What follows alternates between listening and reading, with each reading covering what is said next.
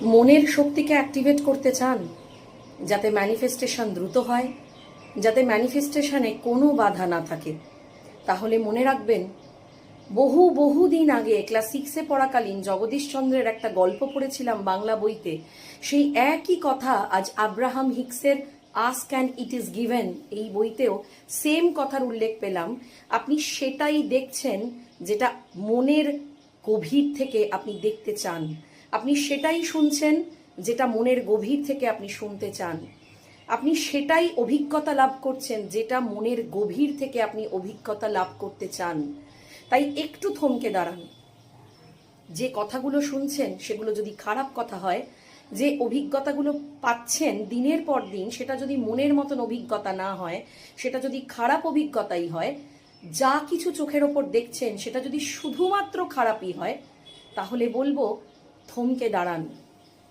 আধ ঘন্টা 1 ঘন্টা অন্তর অন্তর নিজেকে একটু পজ দিয়ে দাঁড় করান এবং প্রশ্ন করুন আপনি এক্স্যাক্টলি কি ভাবছেন। প্রথম প্রথম কিছুই বুঝতে পারবেন না, কিন্তু যেই 3-4 দিনের একটা প্র্যাকটিস শুরু হয়ে যাবে, সঙ্গে সঙ্গে বুঝবেন আপনি এক্স্যাক্টলি কি ভাবছেন, আপনি এক্স্যাক্টলি কি ফিল করছেন সেটা আপনি ধরতে পারছেন।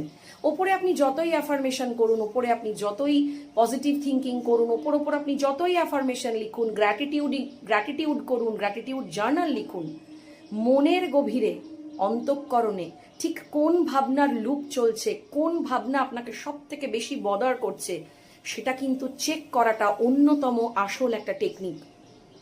তাই নেপোলিয়ান হিল তার একটা বিখ্যাত বই দ্য সায়েন্স অফ রিচার লিভিং এ লিখেছিলেন, একজন বিখ্যাত এবং অত্যন্ত বড় ধনী ব্যবসায়ী, তিনি প্রচুর affirmation, positive thinking, gratitude journal করেও বিশেষ কিছু ফল পাচ্ছিলেন না, এবং এই প্রসেসটা অ্যাপ্লাই করে তিনি প্রথমবার বুঝতে পেরেছিলেন তার মনের মধ্যে ছিল গভর্নমেন্টের পলিসির প্রতি অভিযোগ, কাস্টমারদের প্রতি অভিযোগ, পরিস্থিতির প্রতি অভিযোগ, আর ভেতরে মনের গভীরে এত অভিযোগ নিয়ে ওপর আপনি যতই positive thinking, gratitude journaling, affirmation, thank you বলা, ভালো চাওয়া, ভালো ভাবা করুন না কেন, ভিজুয়ালাইজেশন করুন না কেন, আলটিমেটলি গিয়ে কিন্তু কিচ্ছু সাকসেসফুল হচ্ছে না।